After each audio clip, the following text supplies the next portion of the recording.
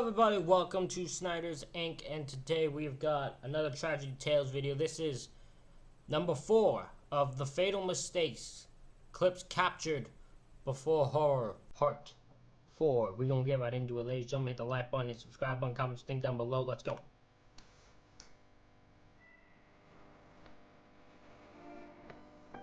Hey everyone, and welcome back to the channel. I'm Ryan from Tragedy Tales, and as you seem to enjoy the last list of 5, this week, yet again, I've dug through the internet to find some spine-tingling clips that will leave you on the edge of your seat. From natural disasters to freak, unavoidable accidents, this week, we've got the lot. So sit back, grab a drink, here are 5 more clips captured before horror.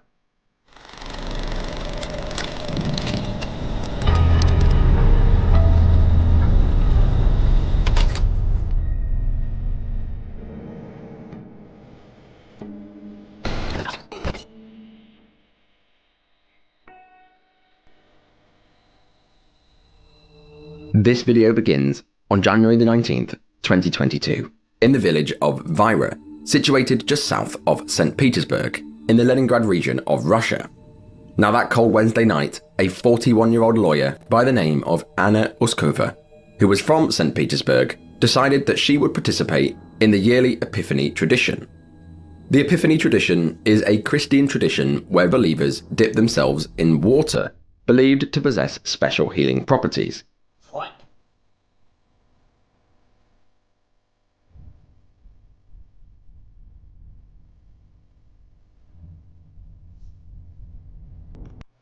According to Russian tradition on Epiphany, each person is immersed in ice water 3 times, believed to possess healing prophecies, equivalent to invoking the name of the Father, Son, and Holy Spirit. That's insane. Why is this a thing? Who made this a thing? Who decided this was a thing? I just want to know now. This is just my own cue. Who thought this was who decided this was going to be a thing?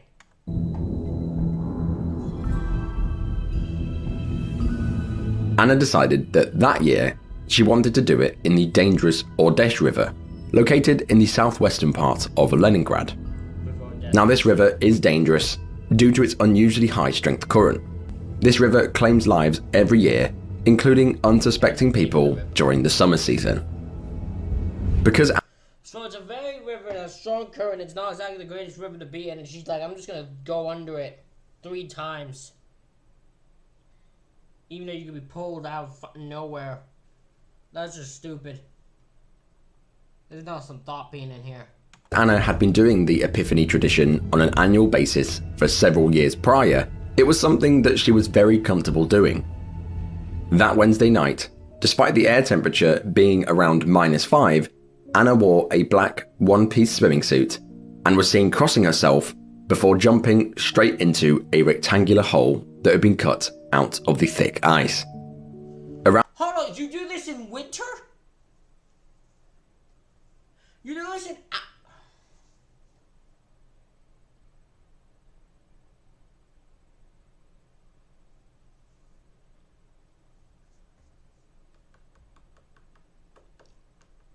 Stupid. Stupid. Just stupid. There's no other way for me to describe it. I know something bad's gonna happen to her, but that doesn't undo the stupidness. And it's coming from me, an idiot savant. I know stupidity fine. They're stupid. Around the hole, there was no good light, no handrails, and no safety rope. On that same day, a safe ice hole was created in the Ordesh River by Vyra village. At that hole, they had rescuers, an ambulance, as well as a wooden frame and steps to help people in and out of the water. As soon as Anna submerged, she was quickly swept away. Cause that's the thing, the thing is, I'm fine if you hold the thing and you go down and then quickly, like, have it so you can get back out. But she's diving into the cannonball style, and she just... There's no smartness in what she did. By the river's intense current, disappearing into the dark waters below. Those on the surface quickly realized that something had gone terribly wrong. As her children wailed, Anna's husband desperately dove in to try and rescue her, but due to the murky water and muddy bottom, she was nowhere to be seen. Emergency services were called, and a rescue team that included divers was dispatched to the scene, but they too could not find her. In the following days, despite repeated searches by divers and state rescuers, nothing was found. Until 11 days later, volunteers with underwater drones located a body downstream. A kilometre away from the ice hole, her husband was called in, and it confirmed his worst nightmare. It was Anna. This was an absolutely avoidable tragedy, and a tragedy that left 2 kids without their mother. While Russian officials warned others against repeating her actions, Alexander Zoyev, head of the Emergency Rescue Service, criticized the placing of the ice hole at a point where the river had a strong current, and the fact that they were lacking any safety measures. Go where there's safety. Go where there's at least people there in case you fall or you get swept under. There's some sort of rescue attempt. Now, finish. They did this at the worst part because they couldn't find any sign of her for 11 days. So clearly it was not an easy find, but just mistakes were made here that could have been avoided. A bunch of mistakes were made that could have been avoided here.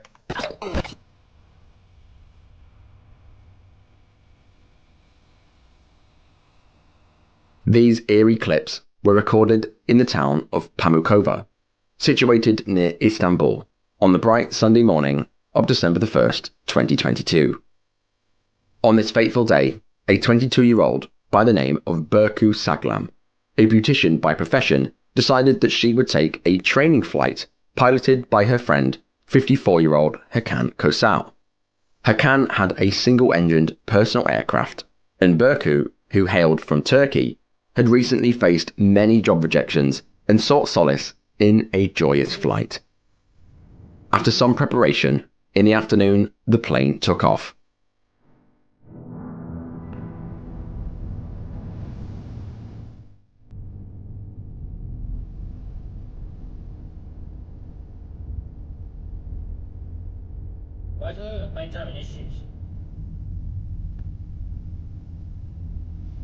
Berku documented the scenic scenes all across her social media, capturing jaw-dropping landscapes and taking selfies in the cockpit.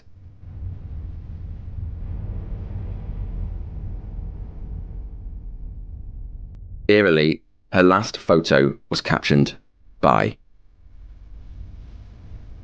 Unfortunately, approximately 20 minutes after takeoff, at around 3:32 p.m, communication with the plane was abruptly cut off while they were flying at an altitude of around 4,000 feet.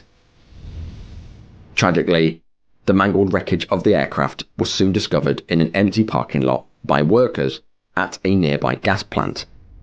Hakan, the pilot, was found in the car park, having been ejected from the plane during the crash. He had succumbed to his injuries. Yeah, I'm not surprised he got flung out once he was fucking after the plane crash. Not surprised he fucking died. Holy shit, what the fuck happened? What happened to the plane? What did he do to how'd it crash? However, Berku was still in the aircraft. Her father, who was shocked to discover of her flight, was called in to identify her body, and only with the help of her jewellery were they able to. Upon reviewing the CCTV footage, investigators discovered that the plane had collided with a 380,000 volt power cable before tumbling to the ground. Oh my god. While officials' reasons for the crash considered fog as a possible cause, I don't see it visible in any of the footage whatsoever. No. And while the crash remains under investigation, the tragic loss of life is a reminder of the dangers in aviation. That is insane. That's insane. I can't say anything else, but that's insane. That's insane that it just... How they flew into a fucking power cord and just and crashed. And nobody knows how they end up flying into the fucking power cord. What the fuck?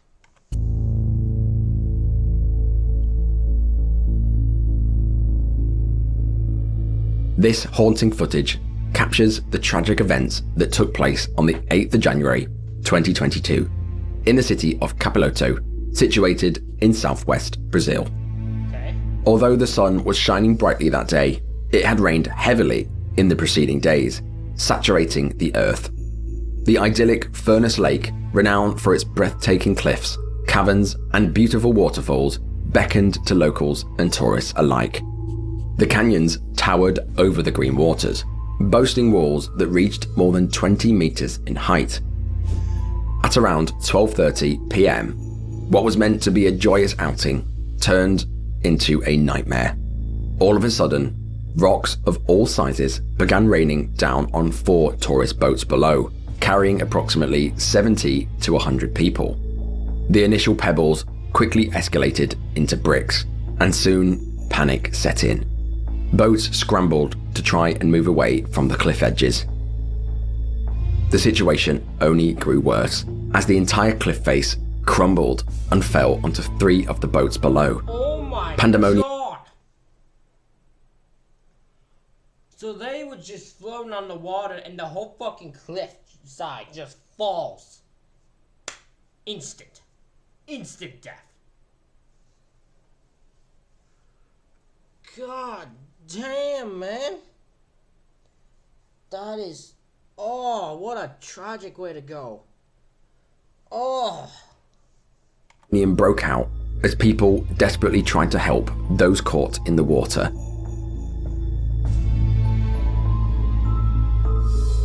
Sadly, the rockfall proved to be fatal, claiming the lives of 10 innocent people, leaving 32 injured. The Brazilian Navy launched an investigation into the tragic incident and concluded that the excessive rain caused the cliff collapse.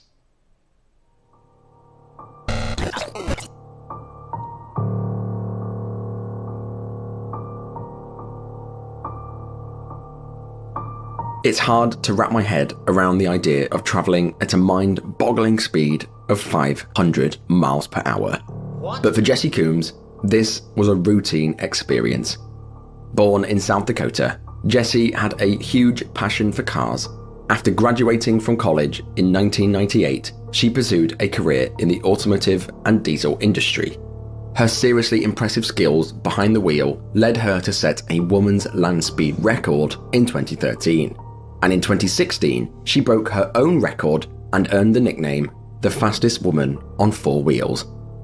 Jesse also co-hosted the popular Spike TV show Extreme 4x4 for over 90 episodes from 2005 to 2009. So Jesse exceeded exceptionally well at everything she decided she wanted to do. On August the 27th, 2019, Jesse aimed to break the land speed record of 512 miles per hour, set by Kitty O'Neill in 1976. In the Alvord Desert, in southeastern Oregon, she climbed into a 56-foot, 52,000 horsepower jet-powered car, named the North American Eagle Supersonic Challenger. Despite... That's a long name. You could have shrunk that down. I'm just saying you could have shrunk that name down a lot. That is way a hell of a lot. That's a hell of a name. A long name. For just that. That you could shrink that way down. several previous failed attempts, Jesse was determined to make history that day.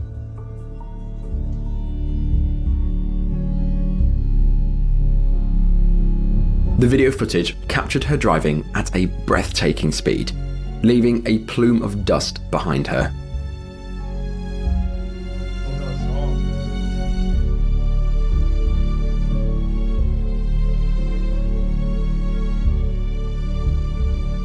The footage then ends.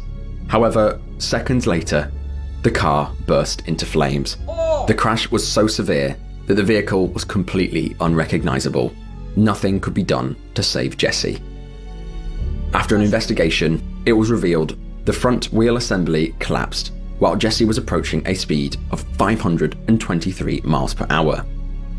Despite the tragedy, it was discovered that Jesse had broken the record. The Guinness Book of World Records posthumously awarded her the title of the fastest woman on Earth, honoring her legacy as an accomplished race car driver and a pioneer in her field. Wow. So she actually achieved what she wanted to achieve. It just came at her death. So her legacy is defined. She's the fastest woman on Earth. That's defined legacy. It just came at her own death. Damn, man.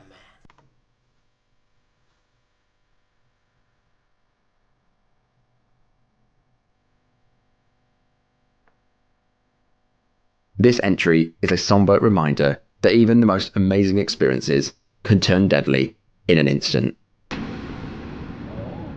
This tragic footage begins on the 26th of February 2013. That bright, beautiful morning, a group of 20 tourists gathered excitedly to experience a once-in-a-lifetime hot air balloon ride over the ancient temples and tombs of Luxor, Egypt. Due to Luxor's serene and picturesque atmosphere, hot air balloon rides are a very popular activity for visiting tourists. That morning, as the balloon started to inflate, the tourists climbed into the basket pictured in these very photos.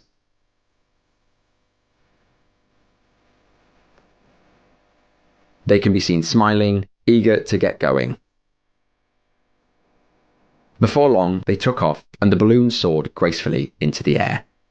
Feeling the heat of the burners warming their faces, the tourists had the time of their lives, enjoying the view from above. And it was all going well until they came to land. As the balloon approached the ground, all of a sudden, a small fire burst out in the center of the balloon. Still 30 foot off the ground, the pilot and one tourist made a split-second decision to leap out of the basket, sustaining heavy injuries. Oh no! I'm sorry I shouldn't laugh at that, but that's insane. Who jumped? Hold on. A split-second decision to leap off the ground. The pilot and one tourist made...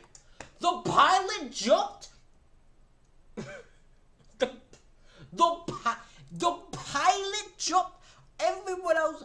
The pilot's the one that should make sure, if anything, he's the one that at least died before he would have... This pilot said, nah, fuck that, y'all on your own, and jumped out of the goddamn plane?